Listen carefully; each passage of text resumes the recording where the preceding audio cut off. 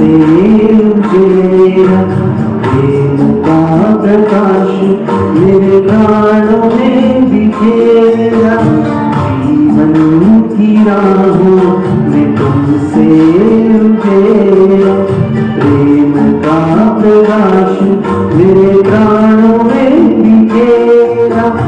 आंचल में भर के कहा लाल मेरा, आंचल में भर के कहा लाल मेरा।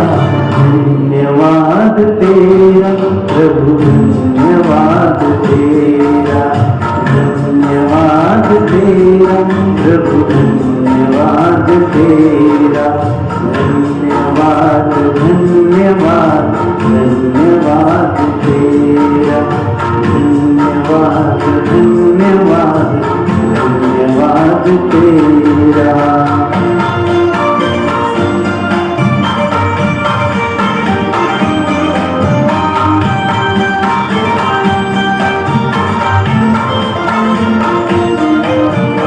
ज्ञान तो बहुत था पर खुद से अनजान थे, आत्मज्ञान पाके हुए दूर देह भान से। ज्ञान तो बहुत था पर खुद से अनजान थे, आत्मज्ञान पाके हुए दूर देह भान से। सद्गुणों से ढल रहे हो श्रृंगार मेरा, सद्गुणों से ढल रहे हो श्रृंगार मेरा। धन्यवाद तेरा प्रभु, धन्यवाद तेरा, धन्यवाद तेरा प्रभु, धन्यवाद तेरा।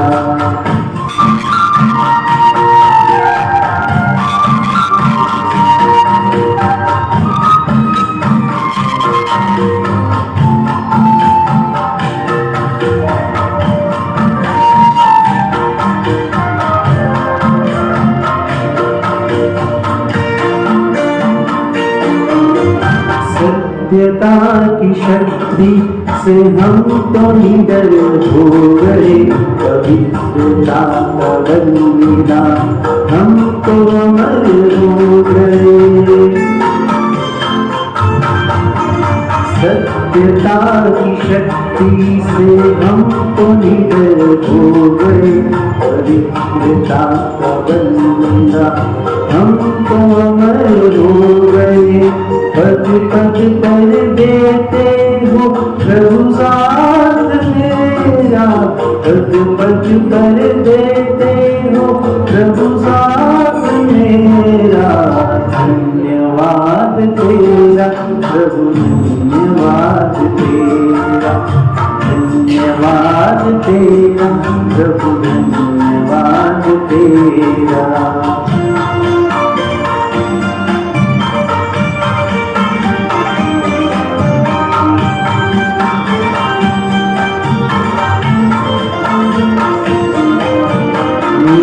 मेरे तुमसे ही पाई प्रभु प्रीत है, तेरी उदारता का अधरों पे गीत है। गीत मेरे तुमसे ही पाई प्रभु प्रीत है, तेरी उदारता का अधरों पे गीत है। सांसों की सरगम से आभार तेरा, सांसों की सरगम से आभार तेरा। धन्यवाद तेरा प्रभु, धन्यवाद तेरा, धन्यवाद तेरा प्रभु, धन्यवाद तेरा। धन्यवाद धन्यवाद धन्यवाद तेरा, धन्यवाद धन्यवाद धन्यवाद तेरा। धन्यवाद धन्यवाद धन्यवाद तेरा, धन्यवाद धन्यवाद धन्यवाद तेरा।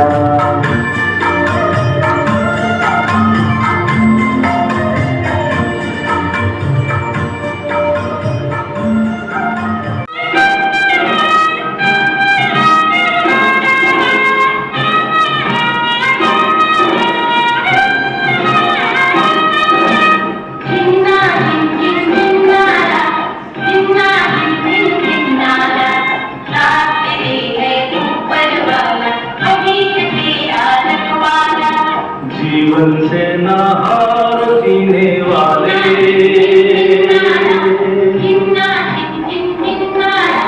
जीवन से ना हार जीने वाले, बात मेरी तू मान अरे मत वाले, हर गम को तू अपना कर, दिल का दर्द छुपा कर बढ़ता चल, तू लहरा कर दुनिया के सुख दुख को बिसरा कर। जीवन से ना हार जीने वाले, बात मेरी तू मान रे मत वाले।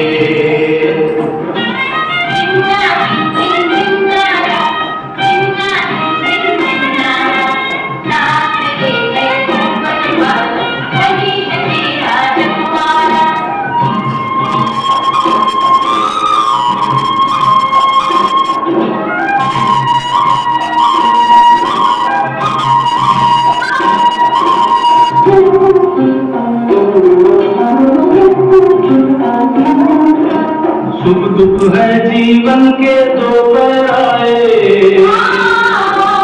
धूप सुनहरी कहीं घनेरे साए। सुख दुख है जीवन के दो पराए, धूप सुनहरी कहीं घनेरे साए। जो सूरज अंधियारे में खो जाए, वही लौट कर नया सवेरा लाए। तो बढ़ता चल, लहरा चल, दुनिया के सुख दुख को बिसरा कर। जीवन से ना हार जीने वाले,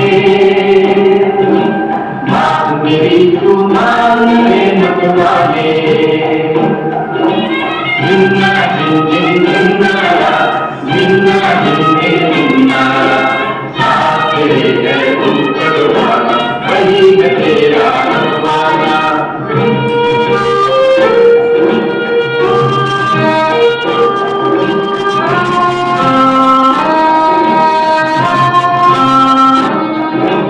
बहती नदियाँ तुझको याद दिलाए,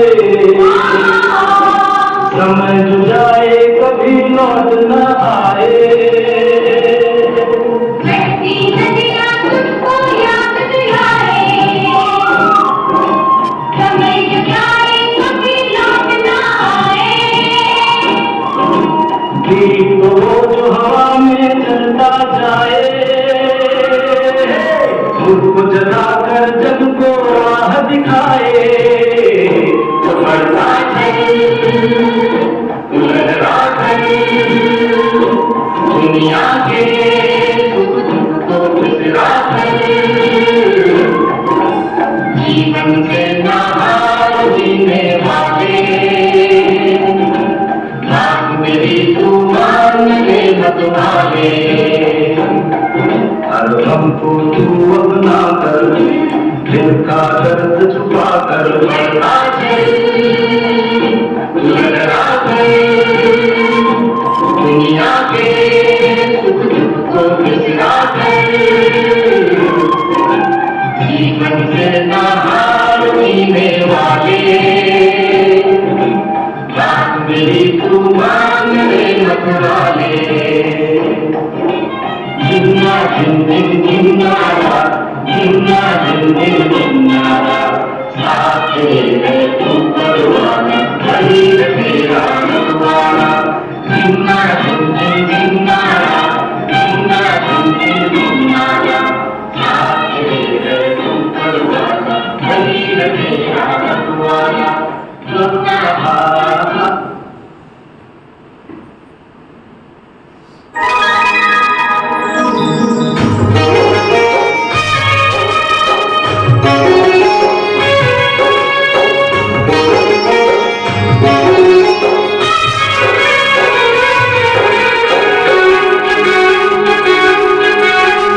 मन खुशी में गा रहा है वाह वाह वाह, गोद में मिली है हमको आपकी पनाह, गोद में मिली है हमको आपकी पनाह।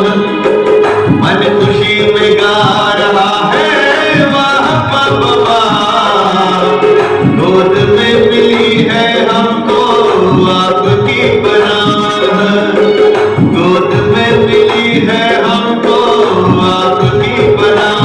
वाह बाबा, वाह बाबा, वाह बाबा।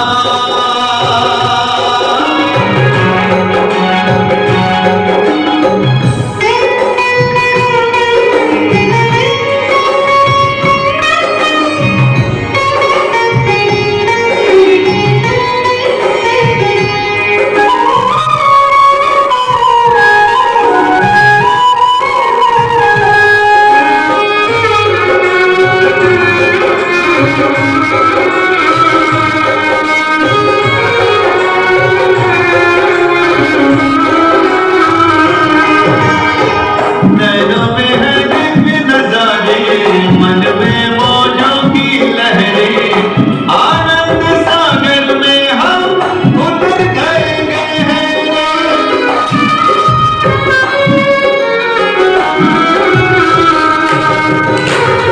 नैनों में है दिव्य नजारे, मन में मौजों की लहरें, आनंद सागर में हम उतर गए हैं।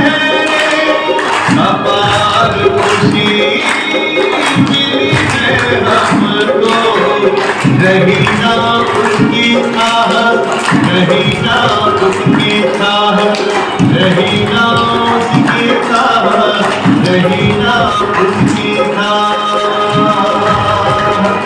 वाह बाबा, वाह बाबा, वाह बाबा।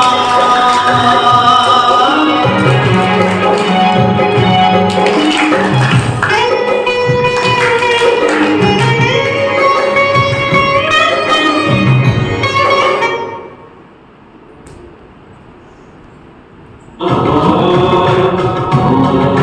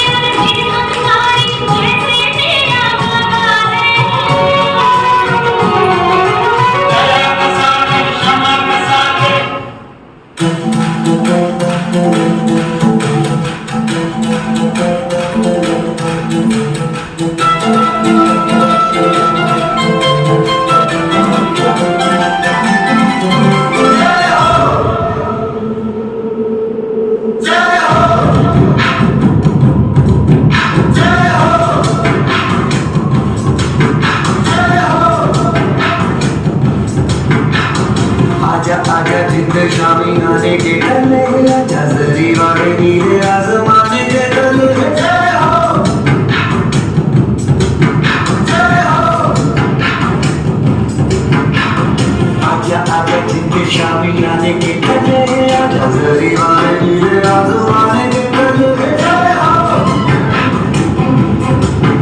जय हो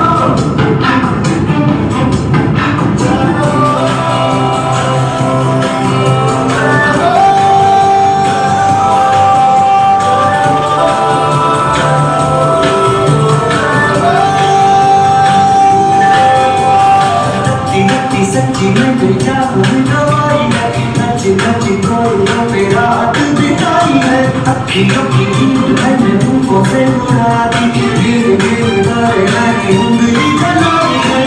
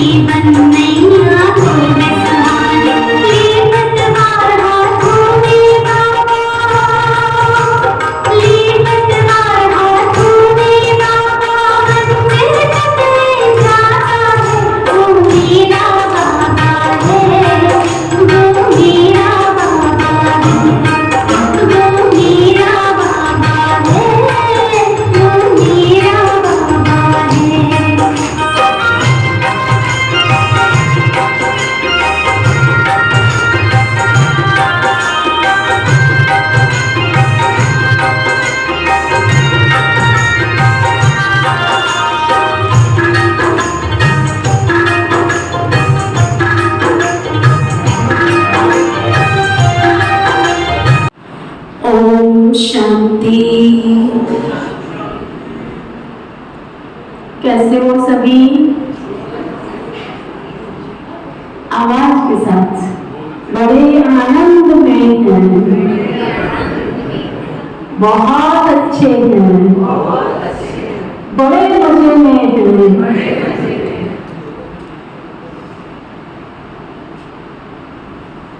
कैसा फील कर रहे हैं सभी? एक्सरसाइज करके कैसा फील कर रहे हैं? ठीक लग रहा है? अच्छा। कल हमने सेशन लिया परमात्म दर्शन। कईयों की मान्यताएं कुछ अलग हो सकती हैं,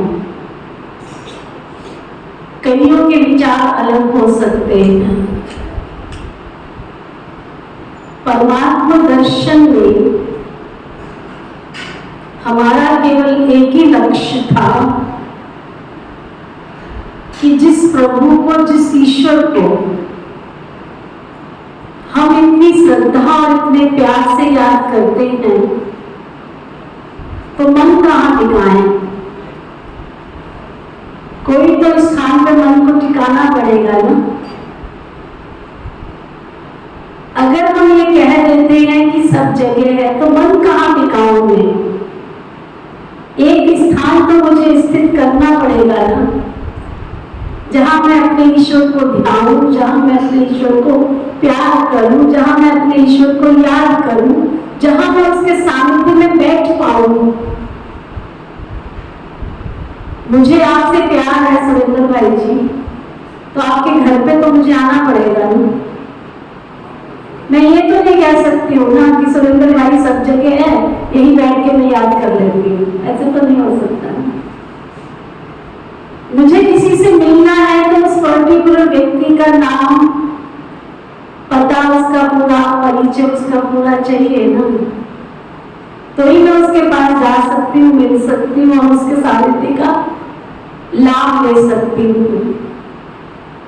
तो कल हमने जाना कि परमपिता परमात्मा संसार की सर्वोच्च शक्ति है। परमपिता परमात्मा शिव, वो हमारे माता है, पिता है, बंधु है, सखा है।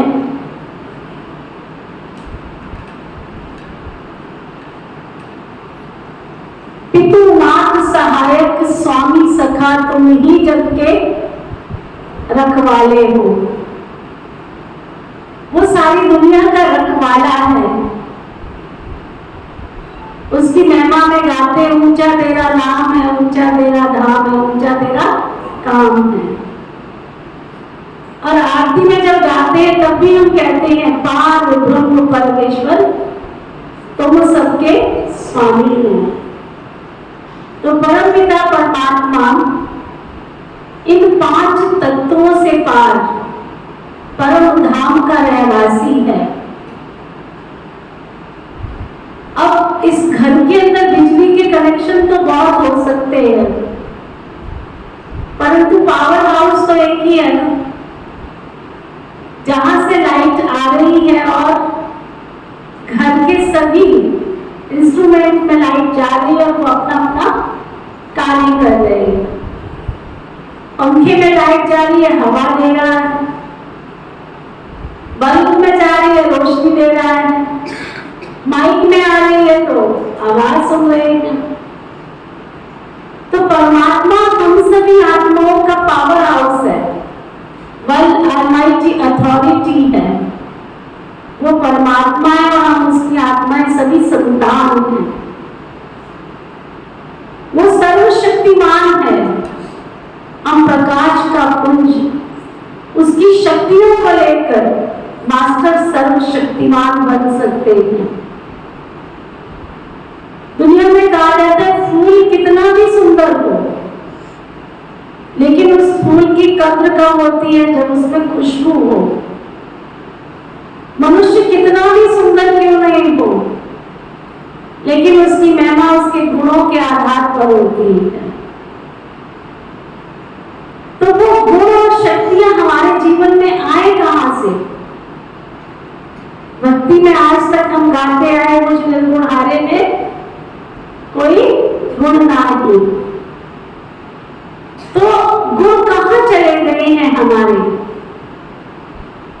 आज का विषय है हमारा परमात्मा से उन दिव्य शक्तियों को प्राप्त करने की विधि। आत्मा के अंदर उन गुणों को धारण करने की विधि, उस परम शक्ति से, परम सत्ता से परम शक्तियों को अपने जीवन में हम प्राप्त कर सके। तो इस विषय को लेकर के आज हमारे बीच में ओंकार भाई जी आए हैं। हम इनका बहुत बहुत स्वागत करते हैं। स्वागत है, स्वागत है, स्वागत है।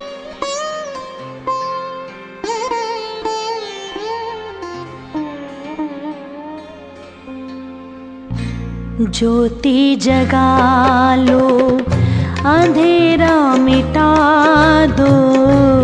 ज्योति जगा लो, अंधेरा मिटा दो। शिव को अपने दिल में बसा लो। शिव को अपने दिल में बसा लो। दिल में बसा लो। ज्योति जगा लो, अंधेरा मिटा दो। ज्योति जगा लो।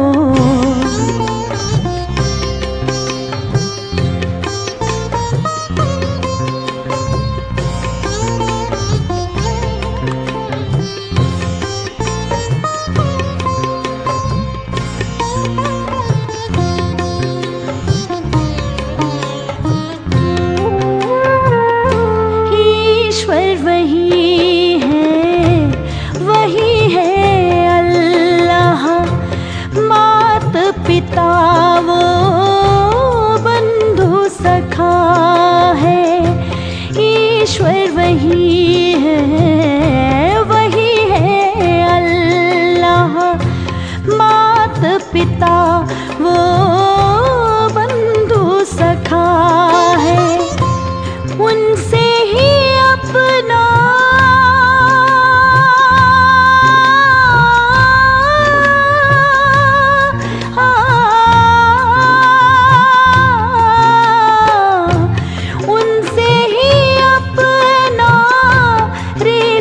जुटा लो। जीवन को अपने धन्य बना लो। ज्योति जगा लो, अंधेरा मिटा दो। ज्योति जगा लो।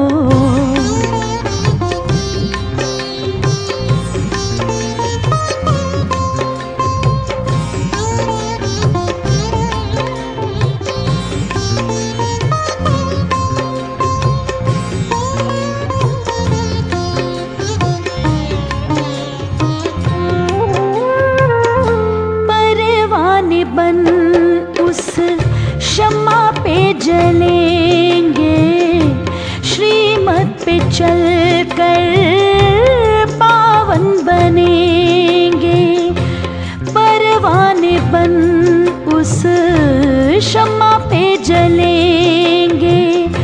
श्रीमत पे चल कर पावन बनेंगे। दिव्य गुणों से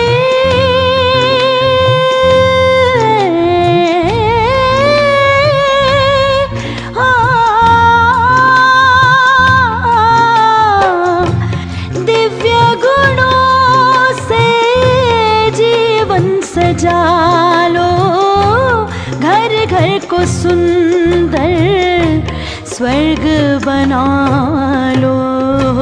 ज्योति जगा लो, अंधेरा मिटा दो। ज्योति जगा लो।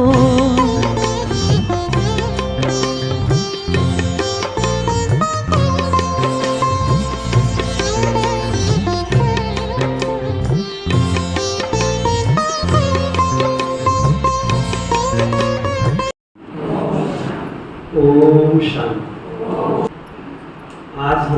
करेंगे मेडिटेशन के ऊपर। राजयोग मेडिटेशन क्या है, उसको करने की विधि क्या है, उससे प्राप्तियां क्या है और उसको करने से क्या मिलेगा हमें, उसका लक्ष्य क्या है। आप सभी मेडिटेशन सीखना चाहते हैं? हाथ खड़ा करें। राजयोग मेडिटेशन सीखने के लिए हम यहाँ पर आए हैं और इस शिविर का नाम ही है खुशियाँ आपके द्वार राजयोग मेडिटेशन शिविर। तो खुशियाँ भी आए, मेडिटेशन भी सीखें। इसलिए अभी तक हम हर सेशन में 5 मिनट 2 मिनट आपको मेडिटेशन की प्रैक्टिस कराते थे, बिना ये बताए कि मेडिटेशन कैसे करनी चाहिए। तो थोड़ा थोड़ा आइडिया आपको लगा होगा कि कुछ इस तरह से सोचना होता है, ऐसे बैठना होता है, लेकिन उसकी गहराई क्या है, उसको करने की सही विधि क्या है, वो जानना बहुत जरूरी है। अभी तक हमने जाना हु एम आई, मैं कौन हूँ और मेरा वो कौन है, परमात्मा कौन है, उससे मेरा क्या रिलेशन है। उन दोनों की जब कनेक्टिविटी होती है, दोनों के बीच में जब कनेक्शन हो जाता है, जब दोनों का मिलन हो जाता है, दोनों का जोड़ हो जाता है, आत्मा और परमात्मा, उस जोड़ को ही राजयोग कहा जाता है।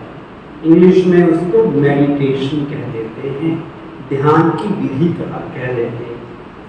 मैथमेटिक्स में आपने पढ़ा होगा छोटी क्लासेस में कि 2 संख्याओं का योग 5 और 10 का योग 15 होता है। उसी तरह आत्मा का योग जब उस परमात्मा से लग जाता है तो उसे योग कहते हैं। उसे राजयोग इसलिए कहते हैं क्योंकि ये योग दुनिया में जितने भी योगा हैं उन सब का किंग है, राजा है। और ये वो योग है जो स्वयं गीता के भगवान ने सिखाया था, जिसमें गीता में कहा है कि तुम योगी बन, योग से ही तुम्हारी गति होगी। योग शास्त्र है गीता। अब वो योग कौन सा है? लोगों ने योग को जो फिजिकल आसन थे, जो शरीर को स्वस्थ रखने के लिए कुछ पोस्चर्स थे, उसके साथ जोड़ के उसी को ही योगासन दिया। अब क्या गीता के भगवान ने शीर्षासन सिखाया होगा युद्ध के मैदान में, या जितने भी आसन थे वो सिखाए थे, या कुछ और किस्म का योग था जिससे मन कंट्रोल होता था, जिससे और प्राप्तियां होती थी? वो योग था क्या?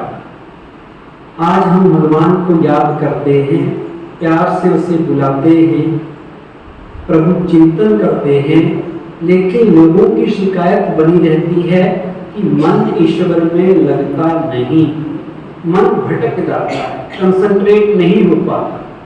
भजन कर रहे हैं, प्रार्थनाएं कर रहे हैं, माला जप रहे हैं, इसलिए कबीर को कहना पड़ा कर का मन का त्याग के अब मन का फेर।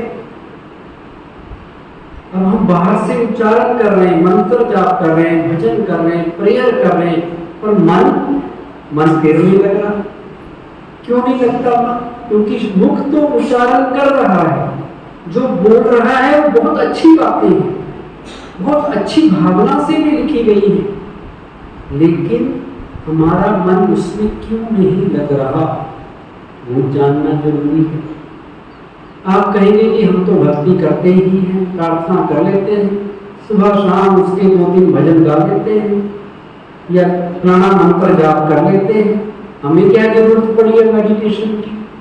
तो ये क्लियर होना चाहिए आपको कि मेडिटेशन से क्या बेनिफिट है। जो अभी तक करते आए उससे कुछ ना कुछ प्राप्ति हुई, पर जो असली प्राप्ति थी वो नहीं हुई, कहीं ना कहीं कमी रही, इसलिए मन हमारा भटकता रहा, मन उस परमात्मा में लीन नहीं हुआ। इसलिए तो मेडिटेशन सीखनी। आप बताएंगे मेडिटेशन क्यों सीखनी, क्या बेनिफिट होगा? मन एकाग्र होगा, और क्या होगा? क्या होगा मेडिटेशन करने से? मेंटल पीस, मन की शांति मिलेगी। और क्या होगा? To make the right decisions. जब अच्छा बुद्धि होगी, भगवान में लगेगी, तो पावर अच्छी आएगी। बच्चे कह रहे हैं कुछ बताइए। हाँ जी, भगवान से, बाबा से मिलन होगा, इसलिए मेडिटेशन कर रहे हैं। सबके अपने अपने उद्देश्य हैं। आपने देखा होगा दुनिया में तरह तरह के लोग मेडिटेशन सिखाते हैं, कोई किस नाम से, कोई किस नाम से। अब हमें क्लियर होना चाहिए कि हमने अगर राजयोग जो ब्रह्मा कुमारी इसमें सिखाया जाता है उसका क्या बेनिफिट है, कौन सी मेडिटेशन सीखनी है, उसकी विधि क्या है, उसका लक्ष्य क्या है और उससे प्राप्ति क्या होने वाली है। जब पता होगा तभी तो करेंगे। दुनिया में कोई व्यक्ति मेडिटेशन सिखा रहा है, उससे जैसे इन्होंने कहा थोड़ी देर के लिए मेंटल पीस, शांति मिलती है, एक प्राप्ति या एक लक्ष्य उनका ये है। वो कहते हैं थोड़ी देर के लिए गहरे सांस लो, ब्रीदिंग एक्सरसाइज करो, मन शांत हो जाएगा, वो उनका तरीका है। दूसरा कोई आपको मेडिटेशन सिखाएगा, कहेगा थोड़ी देर के लिए आप पॉजिटिव हो जाएंगे, थोड़ी देर के लिए रिलैक्स फील करेंगे, पॉजिटिव सोचना शुरू कर देंगे, वो एक उद्देश्य है। लेकिन जो राजयोग यहाँ आपको सीखने को मिलेगा उसका लक्ष्य कुछ और है। ये तो छोटे छोटे लक्ष्य हैं, उसका बड़ा लक्ष्य है संस्कार परिवर्तन, कंप्लीट पर्सनैलिटी ट्रांसफॉर्मेशन, पूरा व्यक्तित्व में परिवर्तन आना, हमारे व्यवहार, हमारे बोल, हमारी सोच सब पॉजिटिव हो जाए, सब अच्छे से अच्छा हो जाए। इसलिए कहते हैं योग है कर्मेषु कौशलम, योग से कर्मों में कुशलता, एक्सेलेंस आती है। तो कर्म आपको बताया था, हमारी हर डीलिंग, हर सोच और हर बोल जब बढ़िया से बढ़िया हो जाए वो योग है। इसको सीखने के लिए हम यहाँ आए। तो योग का मतलब है मिलन, योग का मतलब है परमात्मा के साथ एक प्यारा सा रिश्ता बनाना। योग का मतलब है आत्मा का परमात्मा के साथ कनेक्शन। और हमारा मन ईश्वर में लगता है, उसकी निशानी क्या होगी? हम कर रहे हैं जो भी किया अभी तक करते आए, प्रेयर, जप, तप, माला, फिर कुछ भी किया, भगवान को याद करने के लिए पाठ भी किया, अगर हमारा कनेक्शन सचमुच उससे मिल रहा है तो उसकी निशानी क्या होगी? सोल एम्पावरमेंट होगी। आपको एम्पावरमेंट की फीलिंग होगी, जिसे कहते हैं चार्जिंग। आपको लगेगा कि चार्जिंग हो गई है, जैसे मोबाइल की चार्जिंग हो जाए तो पावर आ जाती है ना उसमें, उसी तरह आपको मन की चार्जिंग, आपकी आत्मा की चार्जिंग फील होने लगेगी कि कुछ प्राप्ति हुई है, शक्ति मिल रही है, खुशी मिल रही है, भगवान का प्यार आपके पास खींच के आ रहा है, वो स्नेह का सागर है। तो आप स्नेह स्वरूप बनते जा रहे हैं, आपका व्यवहार स्नेह से युक्त होने लगेगा, आपके अंदर शांति स्वरूप आप बनने लग जाएंगे, प्रेम स्वरूप बनने लग जाएंगे, ज्ञान स्वरूप जो आत्मा के गुण आपको साथ बताए वो सारे आपको फील होने लगेंगे। वो निशानी है जो इन्होंने कहा सोल की एम्पावरमेंट, चार्जिंग। अब अपने आप से पूछिए कि अब तक जो करते आए क्या उससे उतनी चार्जिंग हो पाई जितनी होनी चाहिए? अगर नहीं हुई तो क्वेश्चन पूछिए कि क्या विधि सही थी? विधि सही होगी तो सिद्धि भी प्राप्त होगी।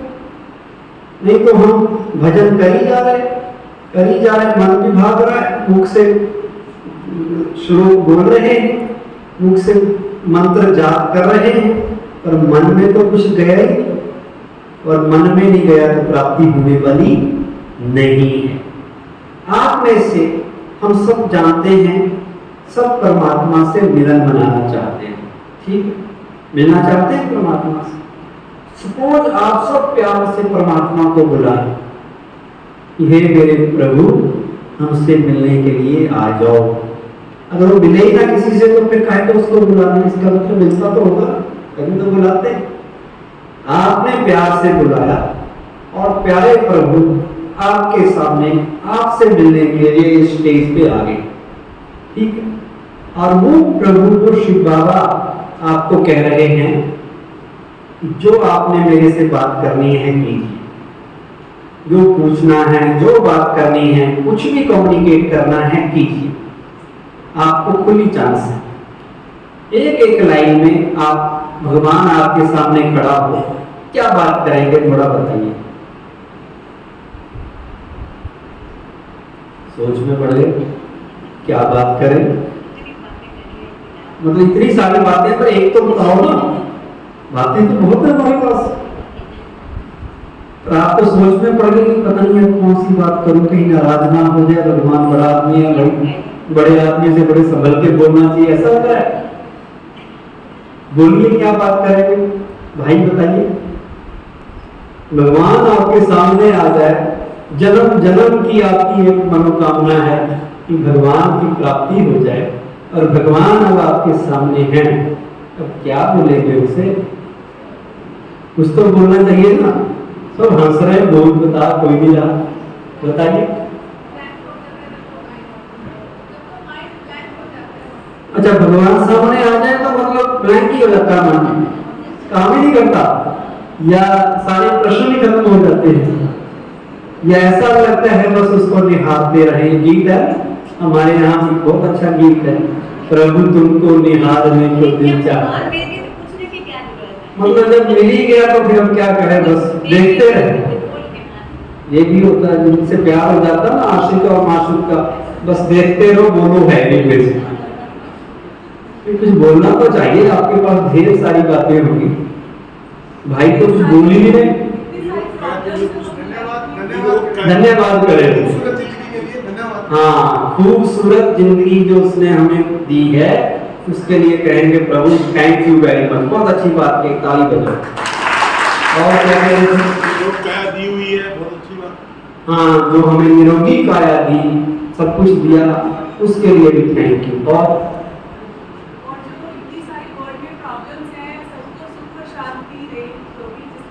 हाँ, हम उनको कहेंगे भगवान लोग बड़े दुखी हैं, उनको सुख शांति दे, उनकी समस्याएं खत्म हो। और क्या कहेंगे, अब सोचने लगा, सबका दिमाग सोने लगा, क्या क्या कह सकते हैं।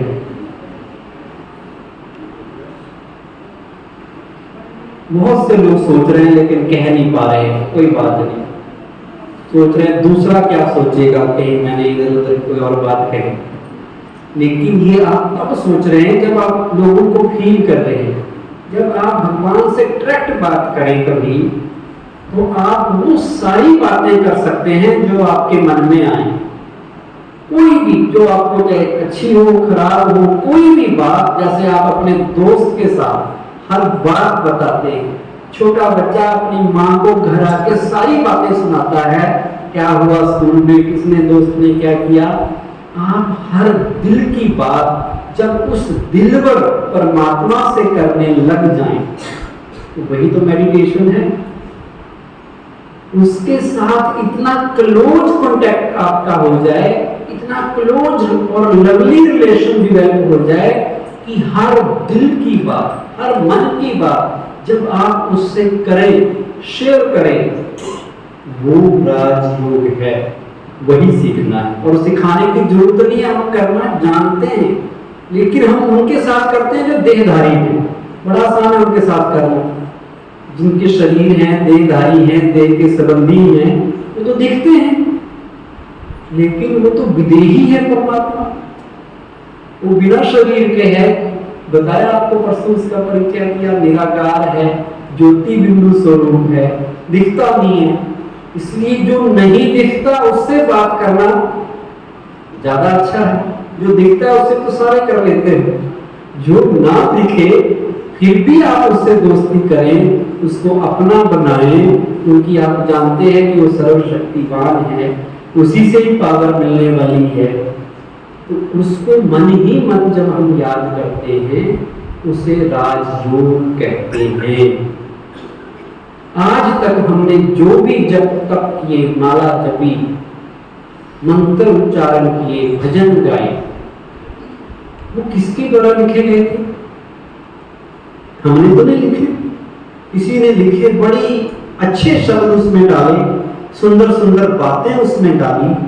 जिन्होंने लिखी उनकी भावनाएं भी श्रेष्ठ थी, लेकिन जब उन्हीं चीजों को हम रिपीट करते हैं, शब्द दूसरे के हैं, भावनाएं भी उनकी हैं, क्या हमारी वैसी भावनाएं पैदा होती? नहीं, क्योंकि वो हमारे शब्द नहीं है, हमारे अंदर की आवाज नहीं है, वो दूसरे के रिपीट कर रहे हैं। हमें किसी ने कहा ये बोलना है, हम बोलने लग जाते हैं। अब किसी से आपने रिलेशन डेवलप करना है, बातचीत करनी है, वो आपके सामने है और आपने कागज या कोई किताब उठाई और वहां से पढ़ना शुरू कर दिया कुछ, तो क्या रिलेशन बने? बातचीत को क्या रटी रटाई होती है? वो फिक्स होती है कि यही बोलना है, यही डायलॉग बोलने। हमारा इसलिए नहीं उससे आज तक अच्छा रिलेशन बना परमात्मा से, क्योंकि हमने वही किया, रटा रटाया जो हमारा नहीं था। ना हमारी फीलिंग उसमें थी, ना हमारी उतनी ऊंची भावनाएं उससे जुड़ी हुई थी। इसलिए हम बोलते तो रहे पर मजा नहीं आया। अब कोई किसी को कहे आपने 1000 बार दिन में ओम नमः शिवाय बोल रहा है, ठीक है, अब आपने 1 बार बोला, 2 बार बोला, 3 बार बोला, ऐसी आदत सी हो जाएगी, आपका मन भागता रहेगा इधर उधर, इधर मुख से बोलते रहोगे, गिनती करते रहोगे, फीलिंग नहीं आएगी। फीलिंग के बजाय का ध्यान कहाँ रहेगा? 5, 6, 7, 8 गिनती कॉन्शियस बन जाओगे, लव वाला फीलिंग नहीं आएगी। क्यों नहीं आएगी? क्योंकि एक तो आपकी भावना उसमें उतनी नहीं है, और दूसरा एक जैसी चीज कभी बातचीत में नहीं होती। आप किसी से मिलो और आप उसको कहो नमस्ते नमस्ते नमस्ते 3-4 बार बोलो, तब तक तो सुन लेगा। आप हटो ही ना नमस्ते नमस्ते, वो कहेगा भाई कुछ और बोलो, नमस्ते पे ही अटक गया क्या? तो आज तक हम नमस्ते पे ही अटके हुए। ओम नमः शिवाय मतलब मैं शिव भगवान को नमस्ते करता हूं। नमस्ते एक बार होती है, जब तक दिल करे नमस्ते नमस्ते करते हैं। तो हम वो बोरिंग चीज इसलिए बनी क्योंकि वो एक पे अटके हुए हैं, उसमें क्रिएटिविटी नहीं की आपने। अब आपका दोस्त आ जाए, उससे तो आप ढेर सारी बातें करेंगे ना। एक ही बात कहते रहो कि लंदन से आया, तुम लंदन में रहते हो, फिर कहो तुम लंदन में रहते हो, फिर कहो तुम लंदन में रहते हो। वो कहेगा भैया तुमने बोल कर दिया, कुछ और आता तुम्हें पूछना। हमने वही किया। अब मेडिटेशन में हमने अंदर में जो भी हमारे भाव हैं, जो भी मन में बातें आ रही हैं, हमें होता ना किसी को सुना दे। कई बार कुछ होता है जो सामने मिले उसको सुना देते हैं कि कोई अच्छी या खराब चीज होती है, या अपने दोस्तों को सुनाते हैं, या कईयों की आदत होती है जो मिल जाए उसको सुना देते हैं, भैया आज ऐसा हो गया, आज मेरे बेटे ने फर्स्ट आ गया, मेरा बेटा आज डॉक्टर बन गया, आज ये हो गया, आज वो हो गया। वो सारी चीजें अगर आप परमात्मा को सुनाने लग जाएं तो आपका उससे प्यारा रिश्ता बन जाएगा, आपका उससे स्नेह बन जाएगा। फिर आपको वो हर वक्त याद आने लगेगा और बार बार सुनाएंगे वो कई सारी दिन की चीजें। आप कोई भी काम की शुरुआत करो, उसको बता दो। कहीं जाना है घर से पहले उसको कहो चलो मेरे साथ। तो मेडिटेशन नेचुरल होने लग जाएगी। जो डिफिकल्ट लगती आई ना आज तक, वो डिफिकल्ट नहीं लगेगी और हमारे भाव उसमें जुड़ जाएंगे। मेडिटेशन में कौन से आसन में बैठना चाहिए? पद्मासन, शीर्षासन, मयूरासन। खड़े होके, बैठ के, पानी के अंदर, बर्फ के ऊपर, पहाड़ के ऊपर, कहाँ बैठना चाहिए? आप किसी को याद करते हैं, अपने बच्चे को याद करते हैं, दोस्त को याद करते हैं, तो कोई खास आसन लगाते हैं कि जहां भी हो जाए, सहज हो, वहां याद कर लेते हैं? क्या करते हैं? कहीं भी कर लेते हैं? उसी तरह मेडिटेशन राजयोग के लिए कोई आसन की जरूरत नहीं है। जिस भी आसन में आप बैठ सकें आराम से, चाहे चौखड़ी लगा के बैठे, चाहे सोफे पे बैठे, चाहे कुर्सी पे बैठे, किसी भी पोस्चर में जो आपके लिए अच्छा हो, जिसमें आप कंफर्टेबल फील करें, उसमें बैठ के आप मेडिटेशन कर सकते हैं। बैठना इंपॉर्टेंट नहीं है कि कैसे बैठे, मन लगा या नहीं लगा वो इंपॉर्टेंट है, क्योंकि ये मन का योग है, ये शरीर का योग नहीं है। तो ये जानना जरूरी है। मेडिटेशन में आंखें खुली रखनी चाहिए या बंद रखनी चाहिए? ध्यान लगा रहे हैं ना। ध्यान में आज तक क्या करते आए? पूजा करते थे, भगवान की मूर्ति के आगे जाते थे, हे प्रभु दर्शन दो, आंखें बंद करते थे, 2 मिनट बंद कर ली, तब तक भगवान दर्शन देके चले भी गए। फिर आंख खोली, अरे कहाँ गए, कोई दर्शन तो मिले नहीं। अब आंखें खुली रखेंगे तभी तो दिखाई देंगे। अच्छा, जो सबसे सुंदर चीज है भगवान या देवी देवता जिनके मंदिर बने हैं, जिनकी सुंदर मूर्तियां, उनके सामने तो आंखें बंद कर लेते, या तो अपने आप को सोचते हैं कि हम बड़े नीच पापी हैं, भाई इनसे कैसे नजर मिलाएं, इनसे तो मुश्किल है इनकी तरफ देखना। जो सुंदर है, जिनको देखना चाहिए, जो सबसे अच्छे हैं, वहां तो आंखें बंद कर लेते हैं, और जब बाहर जाते हैं, जो गंदी चीजें हैं जो नहीं देखनी चाहिए, वहां आंखें खोल खोल के देखते हैं। ये हमारी हालत है। तो अब भगवान से जब मिलना है, किसी से आप मिलते हैं, तो आंखें बंद रख के मुलाकात होती है, आंखें खुली रख के, खुली रख के होती है। तो ये राजयोग दुनिया की पहली वो मेडिटेशन है जिसे ओपन आई मेडिटेशन भी कह सकते हैं। यहाँ आंखें खुली रखनी है। क्यों रखनी है वो मैं बता देता हूँ। क्योंकि आपने कोई 1 मिनट मेडिटेशन थोड़ी करनी, आपने आधा घंटा, 1 घंटा, जितना भी आप कर सके। अगर आपने आंखें बंद करी और आप थके हुए हैं, सोफे पे बैठे हुए हैं, तो 2 मिनट बाद क्या होगा? आप निद्रा लोक में पहुंच जाएंगे। फिर जब उठेंगे, हम पूछेंगे भाई जी कैसा अनुभव हुआ? बहुत शांति मिली। कौन सी शांति मिली? नींद वाली या दूसरी? एक चंडीगढ़ में हमारे एक भाई आपकी तरह नया नया योग सीखा, तो मेडिटेशन की क्लास सवेरे होती, तो वो दौड़ा दौड़ा आता था, हटो हटो लेट हो गया मैं, मेरी क्लास मिस हो गई, योग में लेट हो गया मैं, फटाफट भागता आता था, बड़ा इंटरेस्ट था बेचारे। लेकिन जैसे ही आता था, सामने सोफे पे बैठता था और सो जाता था। 5-10 मिनट बाद जब उठता था, तो उससे पूछे क्या मिला, क्या अनुभव हुआ? कि बहुत बड़ी प्राप्ति हुई आज। कहते क्या प्राप्ति हुई? कहते बहुत शांति मिली। कहते बताओ तो सही। कहता यहाँ आने से पहले बिस्तर पर लेटे लेटे भी नींद नहीं आती थी, और यहाँ बैठे बैठे आ जाती है। अब प्राप्ति तो हुई, और कौन सी हुई? थोड़ी बहुत तो हुई ना, नींद तो आ रही है। पर केवल नींद योग नहीं है। योग का मतलब है उससे मिलना। तो मिलना तो तब होगा open eye to eye contact हो। अच्छा, आप कहेंगे कि फिर तो हमें डिस्टर्बेंस बड़ी होगी। अगर हमने आंखें खुली रखी फिर तो सब चीजें दिखती रहेंगी। नहीं, जब आप उस याद में खो जाएंगे, जब आप उस याद में समा जाएंगे, आपको वो सुख मिलने लग जाएगा, आंखें खुली होगी, ना इधर दिखेगी ना उधर दिखेगा। कुछ होता है ना, कई बार हम खोए हुए होते हैं, कोई सामने से गुजर जाए, कहते आपने देखा? कहते मैंने नहीं देखा। क्यों नहीं देखा? मन कहीं और था।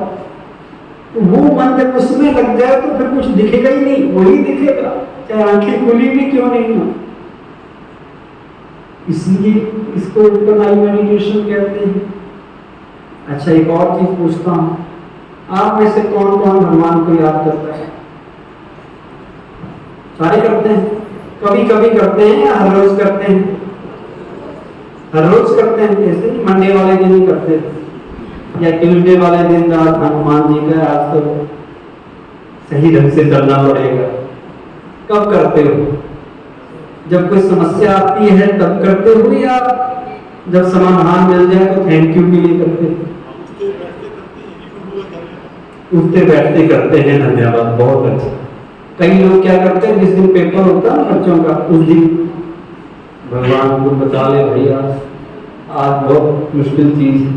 कई रिजल्ट वाले दिन याद करते हैं कि अब रिजल्ट आने वाला है, भगवान सही वाला आ जाए। नेताजी भी ऐसे करते हैं, जिस दिन नॉमिनेशन भरते हैं उस दिन भाई कुछ हो जाए, बस सब कुछ ठीक ठाक रह जाए। जिस दिन काउंटिंग होनी हो उस दिन भी खबर आती है कि नेताजी सबसे पहले मंदिर गए, मंदिर में जाके उन्होंने भगवान की आराधना की। मतलब वो मतलब के लिए तो कई लोग याद करते हैं। अब हमने मतलब के लिए नहीं बल्कि सच्चे हृदय से उसे याद करना है, और उसको याद करने से क्या प्राप्ति होगी ये भी क्लियर होना चाहिए। क्यों भगवान को याद करना है? वो खुश हो जाएगा। क्यों करते हैं भगवान को याद? बचपन से सुना ना हमने कि भगवान को याद करना चाहिए। भाई क्यों करना चाहिए? किसी ने नहीं बताया। क्या बेनिफिट होगा? क्यों करना चाहिए बताइए, पीछे वाले बताओ। परमात्मा के गुण हमारे अंदर आएंगे, बहुत अच्छा। और बताओ क्यों भगवान को याद करना चाहिए? क्यों भगवान कहता है कि मुझे याद करो, किसी और को याद ना करो, हमें शक्ति मिलेगी। Very good. और उसका नाम हमारे साथ जाएगा। कहाँ जाएगा? शरीर छोड़ने के बाद उसके साथ बिताए पल हमारे साथ जाएंगे। भाव ये।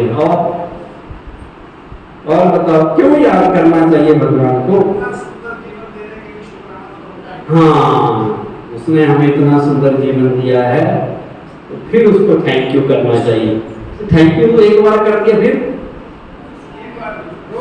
रोज थैंक यू करो, ताकि हमें अभिमान ना आ जाए कि हमने किया है, उसने दिया है, उसका सब कुछ है, इसलिए उसको थैंक यू करो। ये भी अच्छी बात। हर काम के लिए शुक्राना। देखो कितने अच्छे अच्छे विचार है सबके। और हमें लोगों ने बताया कि भगवान इसी को याद करो तो सब ठीक ठाक कर देगा और ये समस्याएं आपकी खत्म कर देगा। अब हमें पता होना चाहिए कि भगवान क्या करता है, क्या नहीं करता। क्या वो ठीक ठाक करता है या हम करते हैं? थोड़ा क्लियर होना चाहिए। हमारे पास प्रॉब्लम आ जाए तो प्रॉब्लम को वो दूर करेगा या प्रॉब्लम को दूर करने के लिए हमें शक्ति देगा? उस शक्ति से हम प्रॉब्लम दूर करेंगे। क्या होगा? शक्ति देगा, अपने आप को नहीं करेगा। कहते भगवान भी उसकी मदद करता है जो अपनी मदद करता है। ऐसा तो होगा नहीं कि समस्या ही ना आए, समस्या तो आएगी, पर उसकी शक्ति से उस पर विजय पा सकते हैं। अच्छा, हम भगवान को इसलिए याद करें, स्टूडेंट है कि पेपर में मदद कर देगा, कर देगा। उसको याद किया और जो पेज खुला बुक में वो पढ़ लिया, वही पेपर में आ गया। ऐसा होता है? नहीं होता। या आपको भगवान पहले बता दे पेपर लीक को कर दे, एक रात पहले पता चल जाए ये आने वाला है, वो ऐसा करेगा भगवान? वो भी नहीं करेगा। फिर क्या करेगा? क्यों पेपर वाले दिन उसको याद करने के लिए कहते हैं बच्चों को? क्योंकि उसे याद करेंगे तो उससे शक्ति मिलेगी, शांति मिलेगी मन को, और मन शांत होगा बच्चे का तो वो लिखेगा तो अच्छा लिखेगा। जो याद किया है वो उसको उसकी स्मृति आ जाएगी। नहीं तो याद ब्रेन में इतनी चीजें होती हैं, भूल जाता है।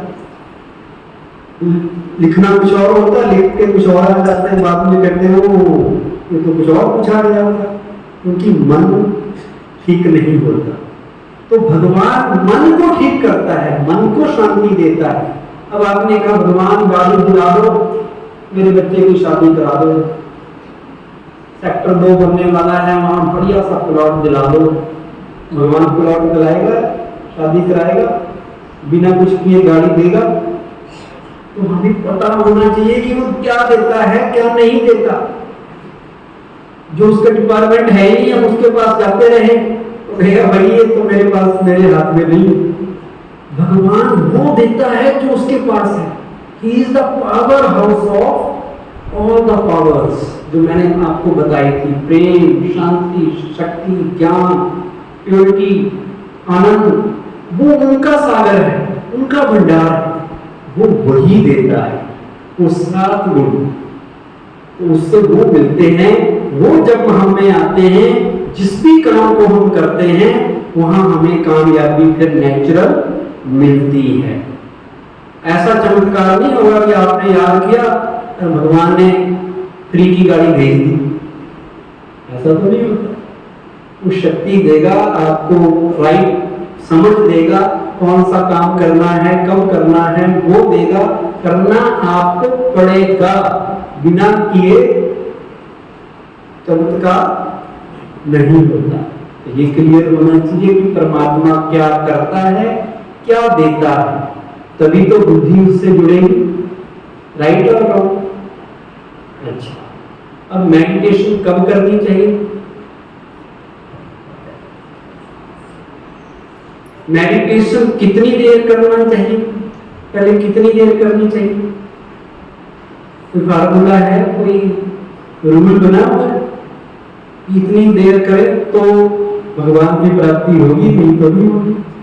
किसी से बातचीत की जाती है, मैंने कहा ना मेडिटेशन मतलब बातचीत, वो कोई टाइम बाउंड होती है, जितनी बातें हैं जब तक है करो, जब होगी तो फिर दूसरा काम करो, यही होता है। तो इसलिए ये नहीं सोचो कि हम 10 मिनट करें, 15 मिनट करें, आधा घंटा करें, जितनी देर भी करो, जब तक आपको उससे शांति मिल रही है, सुख मिल रहा है। और जब आपको मिलने लग जाएगा तो आप 1 घंटा भी बैठेंगे, 2 घंटा भी बैठेंगे, पता ही नहीं चलेगा। जैसे जब आपके किसी प्रियजन का फोन आ जाए तो पता चलता है कि 2 घंटे बात की है, 2 मिनट नहीं पता चलता। ऐसे जब उससे आपकी बातचीत होने लगेगी, उससे आपका कनेक्शन जुड़ जाएगा, फिर टाइम आपको भी पता नहीं चलेगा कि कितनी देर बैठा है। टाइम आप तब देखेंगे जब कनेक्शन ना मिले, फिर देखोगे 10 मिनट हुए या 15, थोड़ी और देर बैठूं या ना बैठूं। जब खो जाएंगे उसमें, सुख मिलने लगेगा, फिर टाइम आपको पता ही नहीं चलेगा कि कितनी देर बैठना है, नहीं बैठना है। अच्छा, कब याद करना चाहिए? कौन सा वक्त सबसे अच्छा होगा?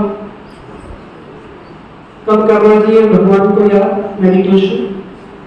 सुबह करके, सारा दिन नहीं कर सकते, जब समय मिले। राजयोग को कर्म योग भी कहते हैं। कर्म योग का मतलब है आप कर्म करते हुए भी योग लगा सकते हैं। कर्म योग का ये मतलब नहीं है कि कर्म ही योग है, काम करते रहो आप, कुछ ना करो। कर्म में भी योग जोड़ना है, कर्म में भी भगवान की याद जोड़नी है। तो आप चलते फिरते, उठते बैठते, जब दिल करे, गाड़ी चलाते, किसी भी काम को करते हुए मेडिटेशन कर सकते हैं। लेकिन प्रैक्टिस के लिए, अभी तो मन लगता नहीं इतनी जल्दी भगवान में, प्रैक्टिस के लिए कहा जाता है कि कुछ देर बैठ के अभ्यास करो। अभ्यास करेंगे, धीरे धीरे आदत पड़ जाएगी, फिर हमारा मन कभी भी कहीं पर भी लग जाएगा। लेकिन बैठ के करना जरूरी है, क्योंकि सारे कामों को निपटारा करके केवल वही चीज करनी है, वही काम करना है, तो उस पर ज्यादा टेंशन रहेगा। इन्होंने कहा सवेरे उठ के करना चाहिए। क्यों सवेरे उठ के करना ज्यादा अच्छा? ब्रह्म मुहूर्त में कहते हैं ना, अमृत वेले उठो, 4 बजे उठ के भगवान का ध्यान करो। क्यों? क्योंकि उस वक्त चारों ओर शांति ही शांति, ट्रैफिक कम है, डिस्टर्बेंस कम से कम है, सारे खराब लोग सोए हुए, कोई आपको तंग नहीं करेगा, और सारे सोए हुए हैं तो ऊपर की लाइन भी एंगेज नहीं मिलेगी। अब यहाँ से 10 लाख लोग फोन कर रहे हैं परमात्मा, लाइन बिजी हो जाएगी। आप 2-4 ही कर रहे, इतनी लाइनें तो होती है, इतनों का जवाब तो परमात्मा दे देगा, वो भी बेनिफिट। इसलिए सवेरे करना, जैसे कोई नया ड्राइवर होता है, उसने गाड़ी चलानी हो तो सवेरे सवेरे सड़क पे उतरता है, क्योंकि सड़क पे ट्रैफिक नहीं होता। उसी तरह उधर का ट्रैफिक भी कब होता है? सवेरे। इसलिए कहते हैं ब्रह्म मुहूर्त, अमृत वेले उठ के याद करो। और इसका मतलब ये नहीं है कि अमृत वेले नहीं किया तो सारा दिन करेंगे ना, उस वक्त करेंगे ज्यादा बेनिफिट होगा, पर दिन में भी करना है। सवेरे का अगर मिस भी हो गया तब भी दिन में करना है। 4 बजे नहीं उठे, 5 बजे उठे तो 5 बजे उठ के करना है। 6 बजे उठे तो 6 बजे उठ के करना है। करना इंपॉर्टेंट है, टाइम उतना इंपॉर्टेंट नहीं है। हाँ, जितना जल्दी सवेरे करेंगे तो कंसंट्रेशन ज्यादा अच्छी बनेगी। हमें टाइम कॉन्शियस नहीं बनना है। क्या बनना है? सोल कॉन्शियस, आत्मा समझ के परमात्मा को भी ज्योति बिंदु स्वरूप में याद करना है। जैसे 2 बिजली की तार है, यहाँ स्विच से दूसरी जगह तक ले जानी है। अब वो कनेक्शन जोड़ना है पावर से, तो अगर उसका रबड़ ना हटाएं तो जुड़ेगी। वायर का पहले रबड़ हटाया जाता है तो कनेक्शन जुड़ता है। तो ये बॉडी रबड़ है, इसको भूलना है। अपने आप को ज्योति बिंदु आत्मा भृगुटी में निश्चित करते हुए उसी स्वरूप में परमात्मा को भी मानते हुए कि वो भी ज्योतिर्लिंगम शिव बाबा है, प्रकाश स्वरूप है, ज्योत स्वरूप है, दोनों का एक जैसा रूप है, फिर उससे बातचीत शुरू करनी। ये पहली कंडीशन है, ये होनी ही चाहिए, क्योंकि वो शरीर का पिता नहीं है। शरीर में आए तो शरीर की सारी चीजें याद आने लगेंगी। शरीर से डिटैच होके कि मैं शरीर नहीं हूं, इसलिए आपको 2 दिन पहले आत्मा का पाठ, आत्मा का लेसन दिया था, 7th डे, आज 9th डे, कल परमात्मा का लेसन दिया, क्योंकि वो दोनों मेन चीज हैं जिसके साथ योग लगाना है और जिसमें योग लगाना है। सब्जेक्ट और ऑब्जेक्ट दोनों इंपॉर्टेंट है, इसलिए उनका परिचय होना बहुत जरूरी था। अब दोनों की पहचान मिल गई तो उस परमात्मा को याद करना बहुत सहज हो गया। और वो परमात्मा भावनाएं समझता है, शब्द नहीं समझता। वहाँ हिंदी अंग्रेजी नहीं चलती, कोई भी भाषा हो, लेकिन किस भाव से बोला गया वो इंपॉर्टेंट है। एक बार एक ग्वालियर का बच्चा था, पहाड़ी इलाके में अपनी गौओं को चरा रहा था। गौएं घास खा रही थी, चल रही थी आराम से। उसने सोचा ये तो अपना काम कर रही है, मैं अपना काम करता हूँ। तो ग्वालियर का बच्चा पेड़ के नीचे बैठ गया और भगवान से प्यारी प्यारी बातें करने लगा कि हे भगवान, तुम क्या कर रहे हो? मैं तो गौओं को चरा रहा हूँ, गौएं अपना काम कर रही है, मैं तो खाली हूँ। सोच रहा हूँ आपसे कुछ बात कर लेता हूँ। बोर हो रहा था, मुझे लगा तुम भी अकेले होंगे ऊपर, तो दोनों हम बात कर लेते हैं। ऐसी ऐसी प्यारी प्यारी उससे गुफ्तगू कर रहा था बच्चा। एक पादरी वहां से गुजरा, उसने सोचा ये बच्चा क्या बोल रहा है। बच्चे से पूछा तुम क्या कर रहे हो? उसने बताया मैं भगवान से बातें। कौन सी बातें कर रहा हूँ? उसने बताई। अरे ऐसे थोड़ी भगवान से बातें करनी होती, वो सर्वोच्च है, सर्वशक्तिवान है, सारी दुनिया चलाता है, इतनी बड़ी अथॉरिटी, और तुम ऐसे बातें कर रहे हो। बच्चा सोच में पड़ गया, फिर क्या करना है? कहता ये दो, मैं बुक दिखाई उसको, ये प्रेयर, ये प्रार्थना बनी हुई है पूरी, ये जपनी होती है, ये उसके आगे बोलनी होती है। तो बच्चा अनपढ़ था, 2 घंटे लगाए, पादरी ने उसको सिखाई सारी बातें। 2 घंटे बाद वो सीख गया, पूरी की पूरी प्रेयर का घोटा मार दिया उसने। अब वो प्रेयर जपने लग गया। पादरी खुश हो रहा था, मैंने बड़ा अच्छा काम किया। इतने में आकाशवाणी हुई, भगवान ने कहा हे पादरी तूने ये क्या किया? कहता जी मैंने आपकी प्रेयर उसको सिखाई है। कहता नहीं, ये बच्चा इतने प्यार से मेरे से बातें कर रहा था, मुझे भी अच्छा लग रहा था, उसे भी अच्छा लग रहा था, हम दोनों एंजॉय कर रहे थे, और तूने उसको कुछ और ही सिखा दिया। तो हम आज तक हमें ऐसे ही सिखाने वाले मिले, लोगों ने कहा ये कर लो वो कर लो, पर दिल ही दिल से कैसे बातें होती हैं कोई नहीं बताता। अब भगवान खुद कहता है योग कोई मुश्किल चीज नहीं है। योग का मतलब ही है आत्मा का परमात्मा के साथ प्यारा सा रिलेशन, रिश्ता। उसको प्यार से याद कर रहे और कुछ नहीं। याद भी 4 तरह की होती है। एक होती है परिचय वाली याद, जिस व्यक्ति से हमारी इंट्रोडक्शन हो उसे याद कर लेते हैं, लेकिन वो याद करनी पड़ती है, थोड़ी मेहनत है उसमें। आपके घर में मैरिज हो, सारे परिचय वालों की आप लिस्ट निकालते हैं सोच सोच के, अच्छा वो भी है, हाँ वो भी है, मतलब कभी कभी जो उनको मिलते हैं उनको भी याद कर लेते हैं आप, क्योंकि परिचय। दूसरी तरह की याद होती है जो संबंध के आधार पर होती है, जिससे आपका संबंध है उसकी याद आपको सताने वाली होगी। जैसे किसी माँ का बच्चे से, बच्चा है, बच्चा हॉस्टल में पढ़ रहा है, माँ का कर रहा है, अरे बच्चा पता नहीं खाना खा रहा है कि नहीं खा रहा, बीमार था, दवाई ली कि नहीं ली, तो उसको अपने आप उसकी याद आ रही है। क्यों आ रही है? क्योंकि रिलेशन है। तीसरी तरह की याद होती है जिसे कहते हैं स्नेह भरी याद।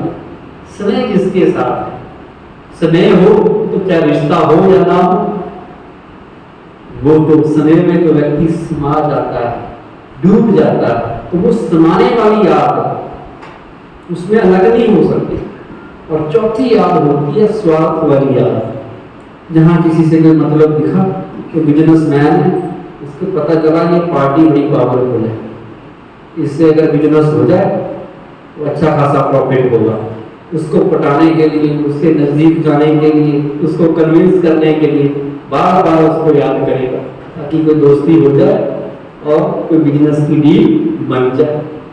अब वो प्राप्ति पे आधारित है, थोड़ी स्वार्थ वाली याद है।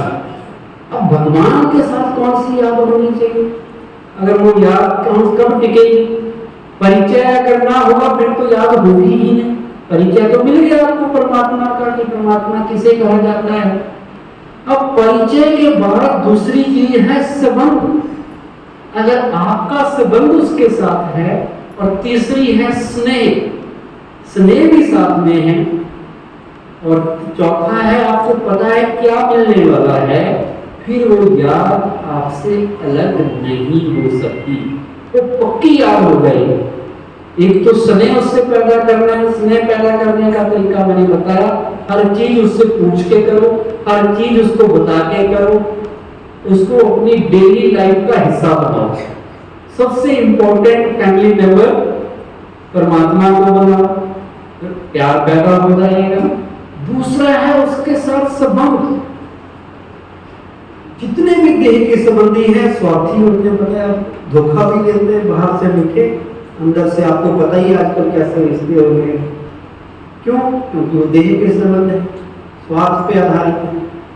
एक वो निराकार शिव बाबा है, अगर उससे हम सरल संबंध जोड़ लें तो वो कभी संबंध निभाने में पीछे नहीं हटता।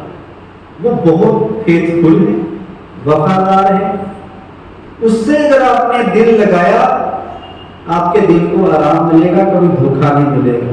और उसको छोड़ के अगर किसी से दिल लगाया तो किसी का कोई भरोसा नहीं कब छोड़ के चला जाए भाई। आजकल तो लोग नजदीक से नजदीक वाले भी छोड़ के भाग जाते हैं कि भी अब नहीं निभती आपके साथ, तंग आ गए हैं। लेकिन भगवान आपका साथ नहीं छोड़ता। 6 तरह के रिलेशन कम से कम हम भगवान से जोड़ सकते हैं। वैसे तो हम गाते आए, तुम माता पिता हम बालक तेरे, तेरी कृपा से सुख धने, त्वमेव माता पिता त्वमेव, गाते आए ना सर्व संबंध। लेकिन गाना अलग चीज है, उसको अनुभव में लाना, फीलिंग में लाना भी तो जरूरी है ना। दिल से उसको माँ बाप समझना, दिल से उससे दोस्ती करना। तो एक रिलेशन है बेटे और माँ बाप, ठीक। एक रिलेशन है स्टूडेंट और टीचर, हम स्टूडेंट, वो टीचर। एक रिलेशन है शिष्य और गुरु का, वो गुरु है, हम शिष्य हो गए। तो ये 3 रिलेशन ऐसे हैं जहां हम लेते ज्यादा है, देते कम है। माँ बाप से लेते आदमी देता क्या है। टीचर का भी बड़ा अच्छा रिलेशन है। एक साइंटिस्ट इंडिया का अमेरिका से आया, अपने गांव में आया, और जाते ही पड़ोस के गांव में गया, एक बुजुर्ग व्यक्ति के पांव छुए। तो किसी ने पूछा भी यार ये कौन है, क्यों अपने पाँव छुए, घर क्यों गए? कहता है जी ये वही टीचर है जिसने मुझे प्राइमरी स्कूल में सब कुछ सिखाया था। अगर ये नहीं होता तो मैं इतना बड़ा साइंटिस्ट बनता ही नहीं। तो टीचर का कितना प्यार होता है, स्टूडेंट का भी टीचर के प्रति होता है, उसकी याद भूलती नहीं। टीचर और गुरु में क्या फर्क होता है? टीचर हमें बाहर की प्रोफेशनल नॉलेज देता है और गुरु हमें अंतर जगत की आध्यात्मिक नॉलेज देता है। गुरु हमें वरदान भी देता है, तो वो भगवान सच्चा सदगुरु है। बाकी जो देह के गुरु हैं उनका आपको पता ही, आजकल जो कहते हैं हम गुरु हैं, उनकी स्टोरी पता चल जाती है धीरे धीरे किस तरह के गुरु होते हैं। लेकिन सच्चा सदगुरु वो परमात्मा है, तो उसको हम गुरु भी बना सकते हैं।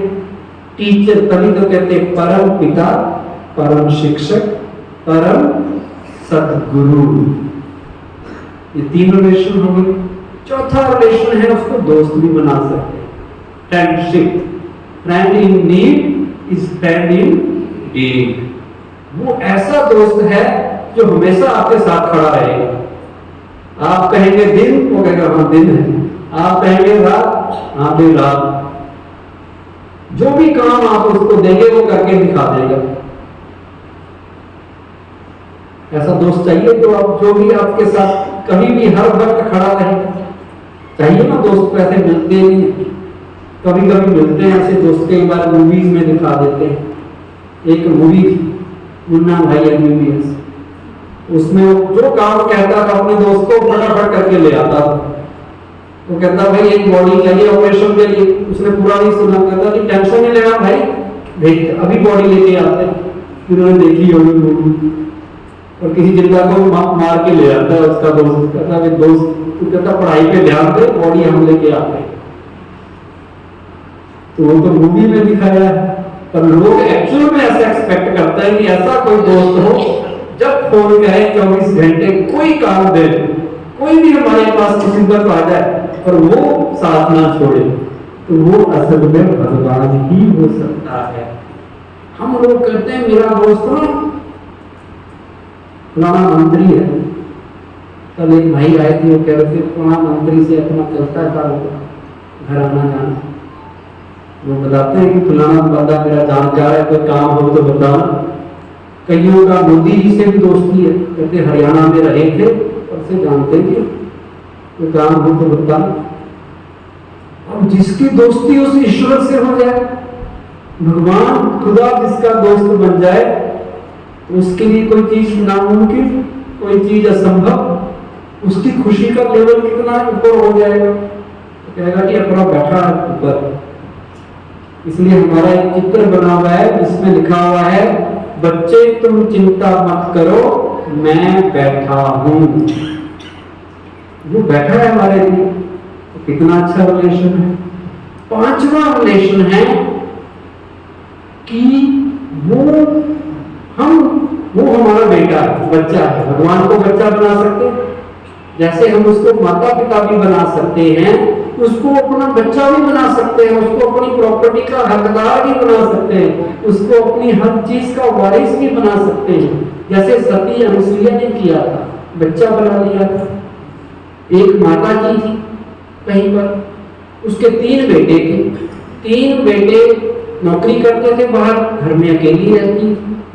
उससे कोई पूछता था कि कितने बच्चे हैं माता जी? कहती 4। कहते 4 कैसे?